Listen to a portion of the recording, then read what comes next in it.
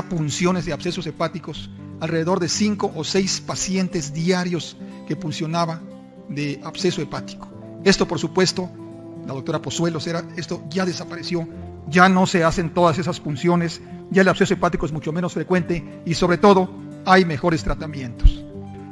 Bien, ¿cómo se define el absceso hepático? Bueno, es una lesión supurativa, eso es importante, va a haber pus, cavitaria, o sea, va a provocar una cavidad, un hueco dentro del hígado, y es provocado por la entamoeba histolítica o por bacterias. Entonces, cuando es por entamoeba histolítica, por supuesto va a ser amibiano, por bacterias, pues bacteriano. Ya es mucho más equilibrado el número entre las amibiano y la bacteriana. Antes, el 98% de los casos de absceso hepático eran por amibas. Ahora eso ya se ha equilibrado mucho más y ya no es tan común el de la amiba histolítica. Bueno, entonces tenemos que la etiología es amibiana o es piógena. Y esto tiene trascendencia, por supuesto, por la forma de tratamiento. Vamos a empezar con el absceso hepático amibiano y después les daré algunos datos del absceso piógeno. Entonces vemos el absceso hepático amibiano. Como principio, es la primera causa de absceso, dijéramos a nivel mundial, pero mucho más en países como México, considerados como tropicales o subtropicales. ¿Sí? Es una causa importantísima. Cuando ustedes vean un absceso, están en la obligación de descartar, por supuesto, el de que sea amibiano primero que nada. Y tiene, como digo, la importancia del tratamiento. Ahora, ¿cómo se transmite? Bueno, ya lo saben ustedes, pero bueno, recordamos. Se transmite por cualquier cosa que sea ingerida, como por ejemplo el agua, frutas, hortalizas, pero también puede ser de persona a persona. Fíjense que esto no es tan extraño.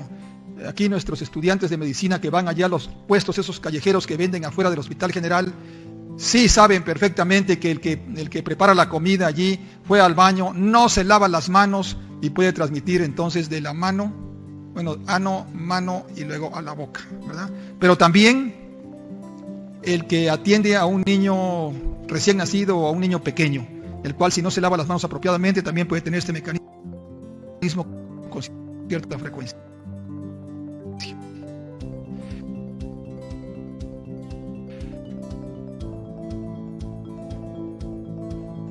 Bueno, ¿cuál es lo que le llamamos, se le llama la patogenia del absceso hepático amibiano?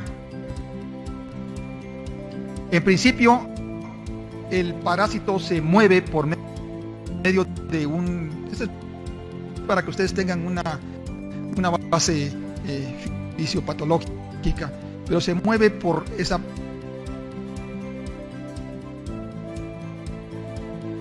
presencia de esa sustancia que se llama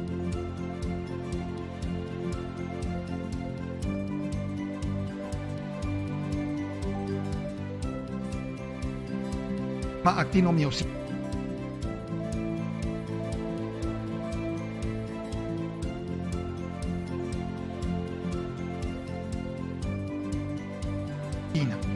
Luego existen unas moléculas que permiten la adhesión del parásito a los tejidos. Y luego el hecho de que lesione o provoque lesiones cavitarias es a través de las proteasas. Bueno, el cuadro clínico, ¿cuál es ese cuadro clínico que ustedes ya han visto en algunas de sus múltiples clases por allí? Primero, es más frecuente en el sexo masculino. Hay un factor hormonal, probablemente. Hay un factor por el consumo de alcohol también. En tiempos remotos, por ahí de hace 50 años, decían que era el absceso de la francachela, decían los viejos profesores.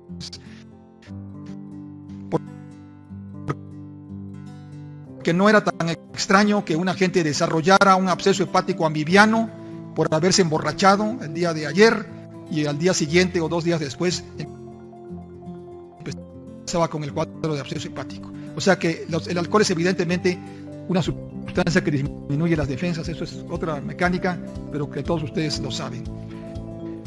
Ocurre Ocurre principalmente entre los 20 y los 40 años de edad, o sea, el adulto joven, por decirlo así, y sus características son el dolor en el área hepática o en cuadrante superior derecho del abdomen, que se irradia básicamente al hombro, pero que se caracteriza porque no está bien definido. No hay un dolor así preciso, un punto, etc.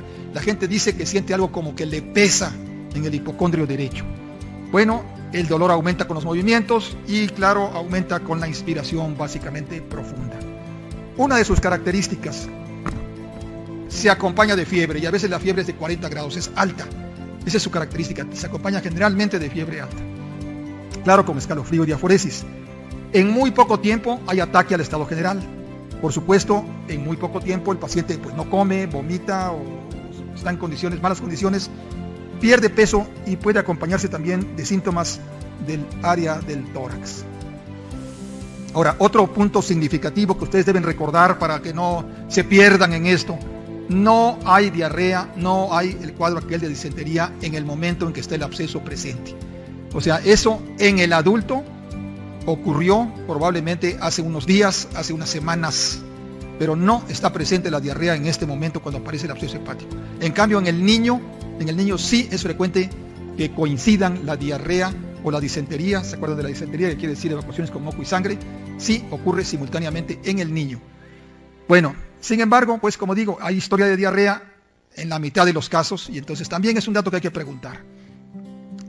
Muy pocas veces hay ictericia. La ictericia se puede producir porque el absceso comprima a la vía biliar principalmente, no porque destruya tanto hígado, porque si está destruyendo tanto hígado como para producir ictericia, la situación es sumamente delicada, sumamente grave. Por eso dicen que con más de 8 miligramos de bilirrubinas en un paciente con absceso hepático es de muy mal pronóstico por la destrucción hepática tan importante. Y lo otro que dicen que la astenia y las náuseas son un dato significativo. Vamos con la exploración. Tienen a su paciente que tiene baja ventilación en la base derecha, está pálido, tiene un síndrome de desgaste, tiene dolor en el hipocondrio derecho. Ahí sí puede ser un dolor más preciso, en donde tocándole con uno o con dos dedos pueda sentir el dolor más exacto en el sitio donde está el tumor, sobre todo si en ese sitio hay un aumento del edema que le llaman piel de naranja en el hipocondrio derecho. Sí hay hepatomegalia y a veces puede haber signos de abdomen agudo. Ustedes recuerdan cuáles son los signos de abdomen agudo, seguramente lo vieron aquí, pero se los voy a recordar. Los signos de abdomen agudo es aquel dolor importante, a veces exquisito, en el abdomen, con vientre duro, vientre en madera, con signo de rebote positivo. A veces hay eso, y eso es porque el absceso hepático está en la cara inferior o porque el absceso hepático está a punto de romperse.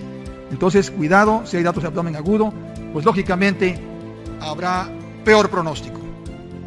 Bueno, vamos a ver qué otra cosa importante.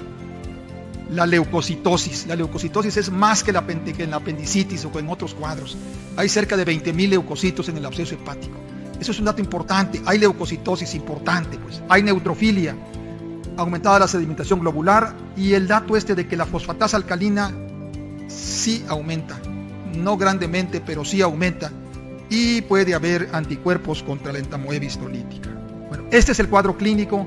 Estos son los datos de laboratorio que ustedes van a encontrar en estos pacientes, y cuando tengan este cuadro, por supuesto, hay que sospechar de un absceso hepático de etiología amibiana.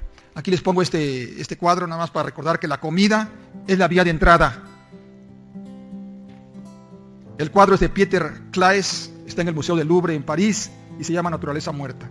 Entonces recuerden, eso es para que la mnemotecnia es la comida, y es donde tenemos que dirigirnos en la prevención primaria. Bueno, a ver, ¿qué más vamos a hacer ahora en relación con el diagnóstico? En el diagnóstico, los exámenes de laboratorio no son todo lo que deseáramos. Sin embargo, los investigadores dicen que si le hacemos por inmunoensayo, la sensibilidad puede llegar hasta el 99%. Y por hemaglutinación, que cuando es 1 a 512, se considera diagnóstico. Esto es factible. Sin embargo, en la práctica es relativo. Bueno, ¿qué más vamos a tener en el diagnóstico? ¿Qué más van a utilizar ustedes? De llegar a obtener pus, no les digo que lo puncionen, pero si se llega a puncionar y se llega a obtener pus, hay que hacer una tinción con la técnica de Gram para ver bacterias, y hay que hacer un cultivo. Esto nos va a servir importantemente. Bueno, ya tienen a su paciente, ahí está. ¿Qué más les va a servir para ayudarse para el diagnóstico de absceso hepático? Bueno, lo primero va a ser las placas simples de abdomen y de tórax. Ya nos dijo aquí la doctora de la poca utilidad que tienen las placas simples. Sin embargo, las placas simples son fáciles de hacer. Se pueden hacer en cualquier pueblo. Cuando estuvieran en el servicio social uno de los jóvenes, se puede hacer en cualquier lado y se lo pueden hacer en unos cuantos minutos. Entonces, la placa PA de tórax aquí tenemos.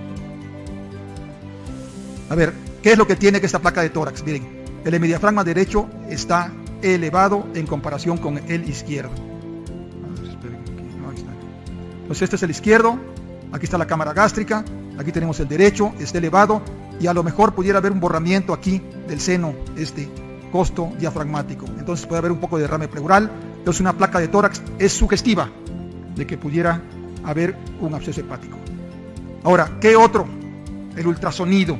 Evidentemente el ultrasonido no hay en todos lados, pero aquí tenemos, aquí nos lo están señalando, aquí está el absceso, miren, está irregular. Este es el parenquima hepático. Y entonces ese absceso irregular nos está dando el diagnóstico directo. Ahora van a decir, bueno, el ultrasonido cuesta, sí, pero le va a servir mucho al paciente, por supuesto. ¿Qué más hacemos? Bueno, pues la tomografía axial computada. Ya no se usa el término ese de computada, como dijéramos, es multicorte, tomografía multicorte. Entonces, esto nos va a dar, como tiene ya ahora actualmente una serie de características, como es la de que tiene una gran radiación, bueno, pues hay que tener cuidado con ella, pero también es muy, muy útil en el diagnóstico. Fíjense, aquí tenemos las características, hay un poco de tejido, lo demás está licuado y esa es una de sus características.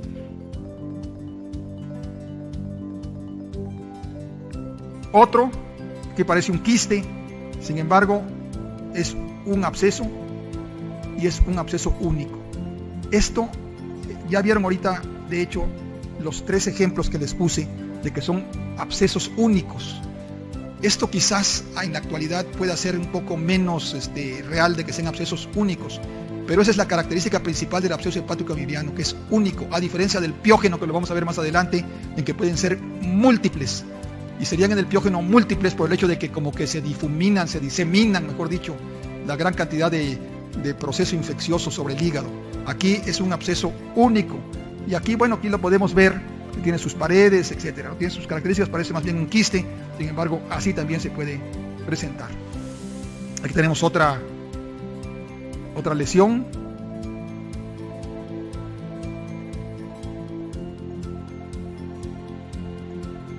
Y otra característica también interesante es que dicen que las paredes, vean, las paredes pueden estar gruesas, pueden estar un poco anfractuosas, o sea, no son tan exactas, así tan nítidas como fuera un quiste. Bueno, ¿cuál es el diagnóstico diferencial? Ya dijimos, el absceso piógeno ante todo. Es importante por el tratamiento, por el absceso piógeno. Ahora, ¿qué otra cosa puede ser? Bueno, las metástasis abscedadas, o un tumor primario de hígado, o por supuesto, un quiste. Los quistes no son nada raros, entonces hay que pensar en ellos, pero primero en el absceso piógeno. ¿Qué vamos a hacer para esto? A ver, miren, les pongo este ejemplo que es muy interesante, muy, muy atractivo. Un paciente con absceso hepático que se le tomó una placa de tórax y que dio esta placa. Se las dejo así unos segundos a sus neuronas. Pero a ver, aquí está la columna, aquí está la sombra cardíaca, aquí está el hemidiafragma del lado derecho, aquí está el hemidiafragma del lado izquierdo. Aquí abajo del hemidiafragma derecho se ve una zona que parece que tuviera aire o gas, pero es del lado derecho, del lado de la sombra hepática. Acá, bueno, también puede haber un poco de gas, pero esto sería la cámara gástrica. Aquí están pues, los campos pulmonares de un lado y del otro. Miren, si ustedes ven esto, a ver, ven aquí un bordecito, como que hubiera un globo inflado aquí y que también se ve acá. Bueno, se trató de un absceso hepático amibiano, que drenó al estómago. Al drenar hacia el estómago, el aire, el gas del estómago pasó a la cavidad del absceso. Este absceso después se drenó al pericardio y entonces le pasó gas al pericardio y por eso se ve el pericardio como un globo inflado. Bueno, es un caso extraordinario pero interesante. Ahora vamos con el tratamiento. ¿Cuál es el tratamiento del absceso hepático amibiano? Bueno, evidentemente es el metronidazol.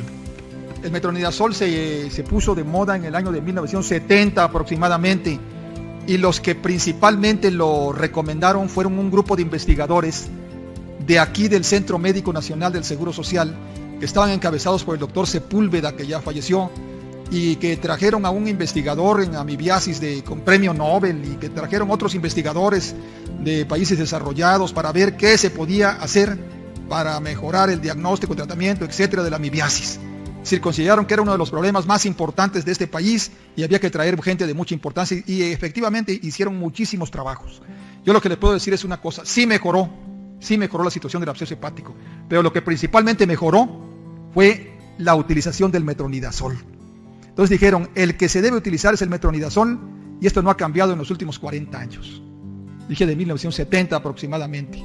¿Cuál es la dosis? 20 a 40 miligramos por kilogramo de peso, que pueden ser 15 días o pueden ser 20 o aún más, pero digamos que fueran entre 15 y 20 días. 20 a 40 miligramos por kilogramo de peso. Vamos a poner un ejemplo de una persona de 60 kilos. A 40 miligramos por kilo de peso serían 2 gramos 400, o sea 2.400 miligramos. Recuerden que las tabletas de Flagyl, por ejemplo, no le hago propaganda a esa casa, son las comunes, traen 500 miligramos cada tableta. Bueno, pues entonces ahí podrían sacar ustedes su dosis con una persona de esa. ¿Qué otro hay? Bueno, si no se usa el metronidazol, se puede usar el tinidazol o el ornidazol.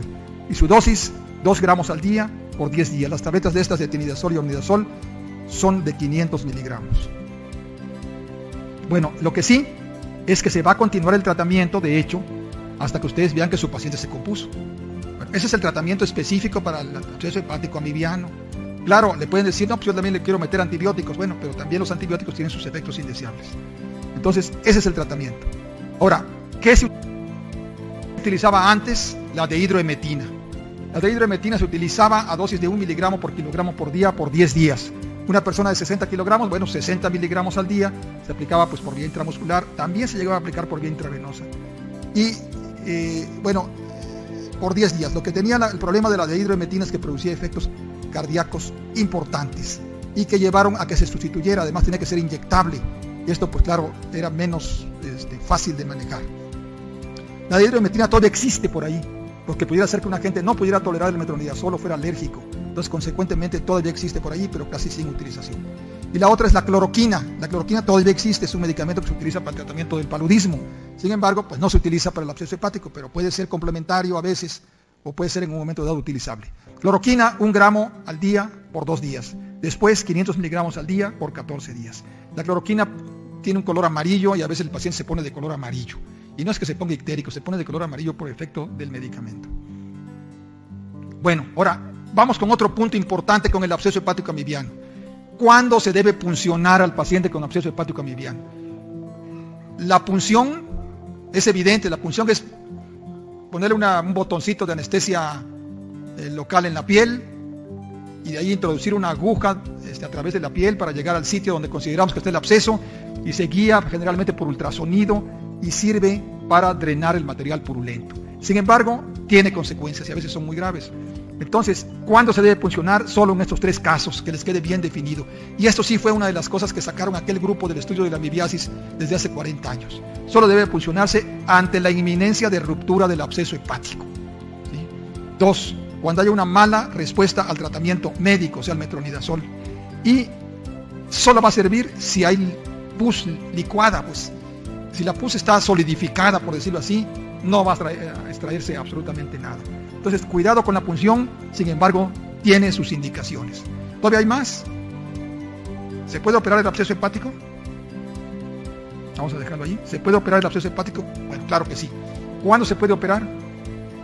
Básicamente cuando se rompe a cavidad peritoneal. Cuando se abre a cavidad pleural todavía es factible que en un momento dado se pudiera manejar mediante una derivación del material que salga a la cavidad pleural. Entonces, bueno, pues definitivamente la indicación de la cirugía es básicamente o la inminencia de ruptura cavidad peritoneal que se manifiesta por datos de absceso de abdomen agudo o porque ya se abrió, pues por decirlo así.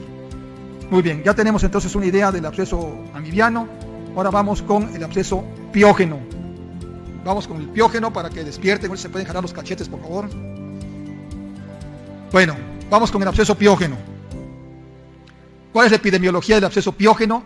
es mucho menos frecuente que el amibiano, quizás no mucho menos, pero es menos frecuente que el absceso hepático amibiano. Dicen que antes, hace unos años, se presentaba con mayor frecuencia en una persona joven, en un adulto joven, que tenía una apendicitis complicada.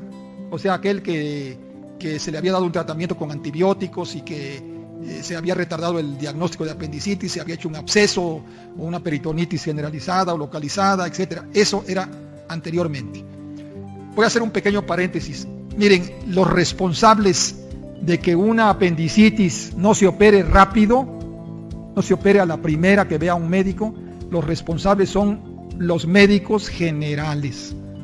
¿Sí? Que quede bien claro. ¿Quién es el segundo responsable? El paciente.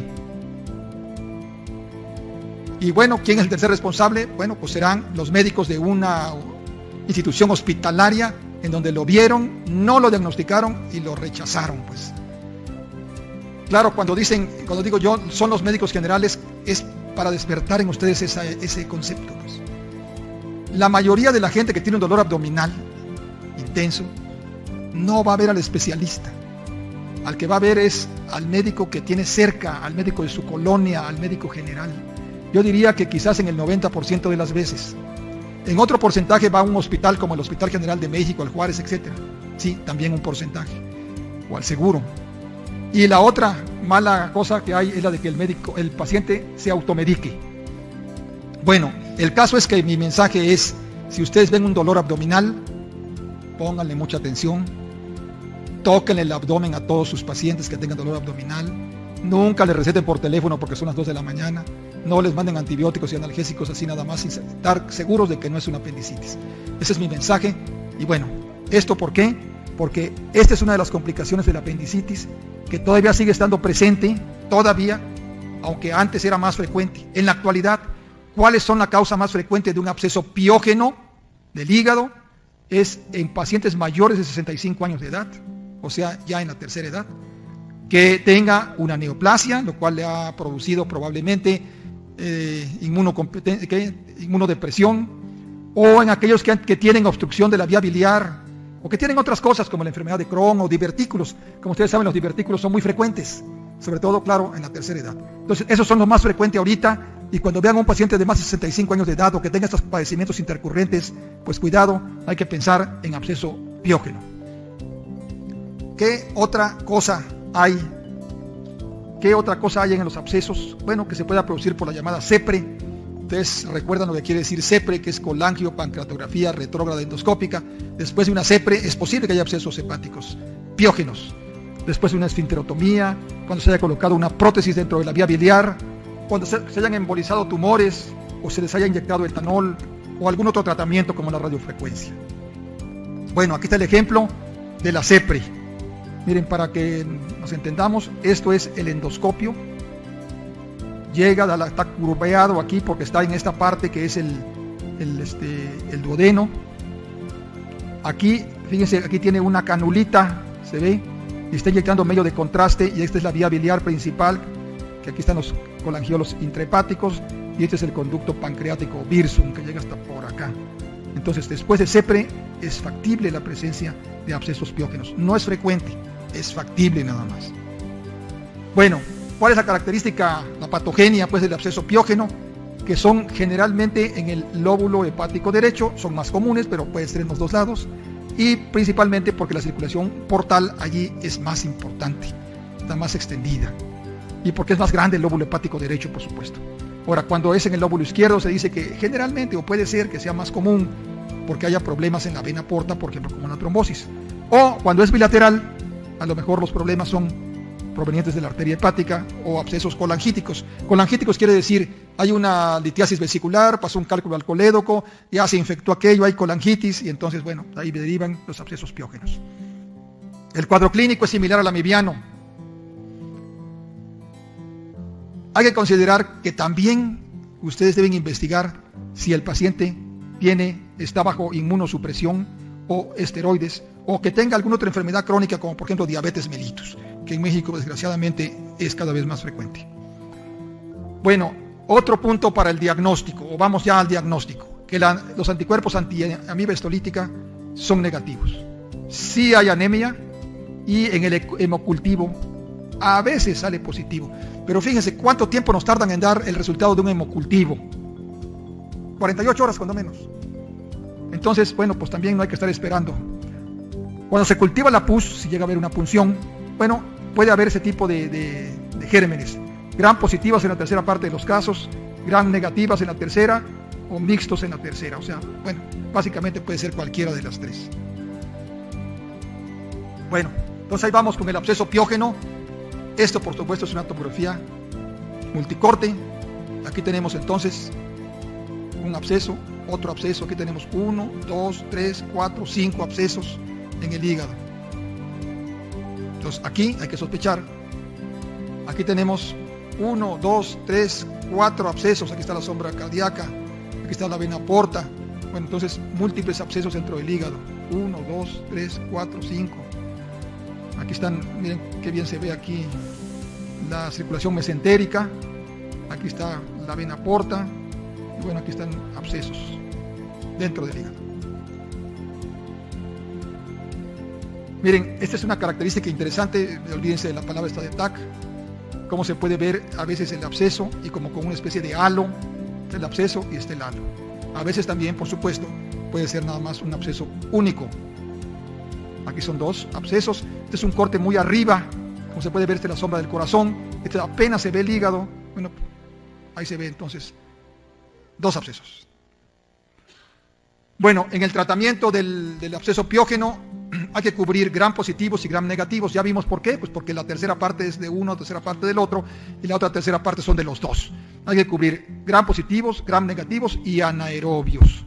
¿Cuánto tiempo de tratamiento? Bueno, varía de acuerdo con la evolución del paciente, 2 a 3 semanas. Y se puede prolongar inclusive hasta 6 semanas, mes y medio de tratamiento.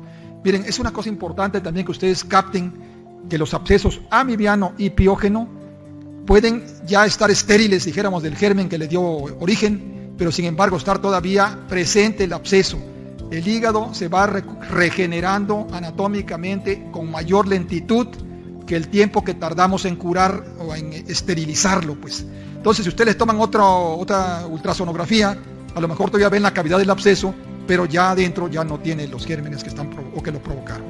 Entonces, eso es importante. Entonces, lo que manda es el cuadro clínico, por supuesto. ¿Cuáles son los medicamentos? Bueno, las cefalosporinas de tercera generación o aminoglucósido o la combinación de los dos más metronidazol. Fíjense, ¿por qué más metronidazol? Porque a veces son anaerobios, por supuesto. ¿Y por qué otra cosa? Porque no nos vayamos a equivocar y sea amibiano. ¿Será bueno? Ustedes me lo dicen, por favor. Bueno. ¿Cuál es el tratamiento del absceso de gran dimensión? Bueno, aquí el drenaje percutáneo sí se considera más importantemente, pero en la consideración de que sea de gran dimensión. En los que son multiloculados, que son muchos lóbulos, o en la inminencia de ruptura. Por supuesto, si se rompió, pues es indispensable abrir, drenar esos abscesos y drenar la cavidad peritoneal. Yo quisiera decirles de una experiencia terrible que tuvimos. Yo estaba en el grupo quirúrgico hace muchos años, cuando yo era médico residente. En ese tiempo había muchos abscesos hepáticos amibianos, y había una mujer joven, como de 20 años a ese grado, que tenía un par de abscesos hepáticos amibianos en el hígado. Entonces, lo que es muy importante que yo aprendí en ese momento: no se deben tocar las paredes del absceso hepático, en particular del amibiano. No se deben tocar. Ya se abrió el absceso, bueno, vamos a drenarlo con cuidado para sacar el material purulento, dejar unos drenajes apropiados, pero no se deben tocar las paredes. ¿Por qué no se deben tocar? Porque va a sangrar. Y ese caso de hace muchos años atrás, por X motivo, el que estaba fungiendo como cirujano dijo: vamos a comunicar los dos abscesos. Se tocaron las paredes, la paciente sangró en el postoperatorio y por eso falleció la paciente. Entonces, ese punto es sumamente delicado. Cuidado con las paredes de un absceso porque pueden sangrar importantemente. Bueno, aquí tenemos un ejemplo del absceso piógeno. Ahí lo pueden ver, el material purulento que se está extrayendo. ¿De qué color es? Decían mis maestros, me imagino que los de ustedes igual, parece como puré o sopa de chícharos. Qué mal gusto, ¿no? Porque andar comparando con la comida. Sin embargo, bueno, ahí se ve, ¿no? Color blanco, amarillento. Ahí está otro color un poquito más café, pero el absceso hepático amibiano es café o rojizo. Muy bien, eso fueron todas las transparencias. Si tienen alguna pregunta,